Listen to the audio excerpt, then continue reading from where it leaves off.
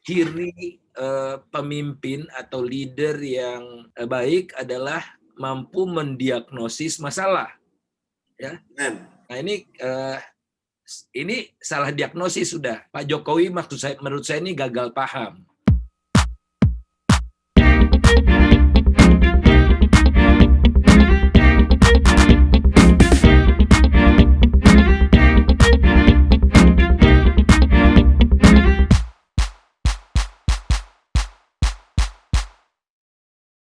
Ciri pemimpin atau leader yang baik adalah mampu mendiagnosis masalah, ya. Keren. Nah ini salah diagnosis sudah. Jadi kita gagal. Pak Jokowi menurut saya ini gagal paham. Jadi dia tak hadir sendirian, ya.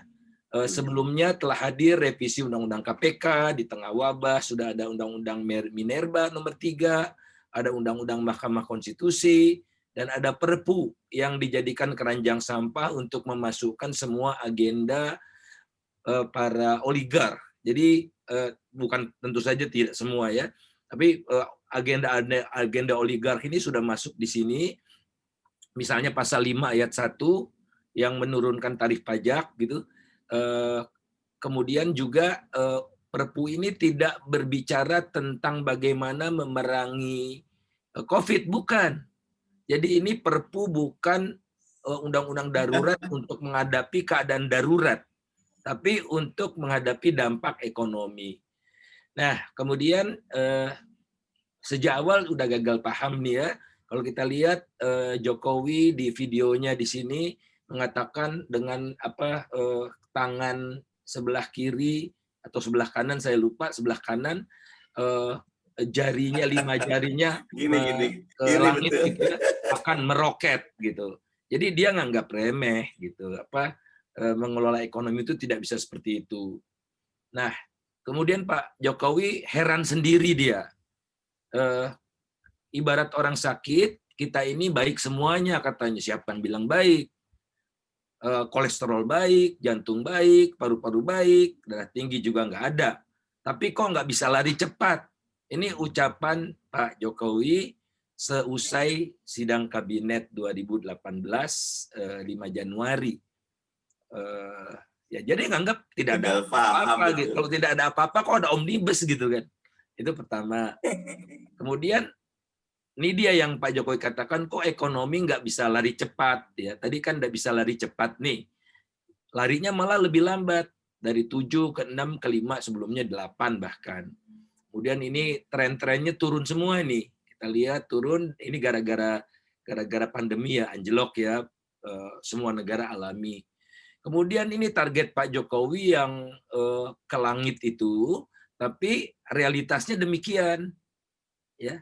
Jadi seperti mulut buaya yang makin menganga gitu antara realitas dengan target. Kemudian di 5 tahun ke depan udah dikoreksi, tidak tinggi-tinggi lagi 8% gitu, ya, tapi ratanya 6%, pakai 2 skenario bahkan, ada yang optimis, ada yang pesimis 5,7. Ini pun tidak akan tercapai, perkiraannya cuma 3,4. Nah, kemudian cari kambing hitam kan? Kambing hitamnya apa? Investasi. Jadi penghambatnya adalah investasi. Pak Jokowi bilang, saya akan kejar dan hajar gitu. Benar, dihajar kita semua ini oleh omnibus. Nah, kemudian Jokowi sebut belum ada kebijakan investasi yang nendang. Sungguh dia menafikan keberhasilan dia sendiri yang harus kita akui cukup banyak kan. Cukup banyak. Nanti saya bahas.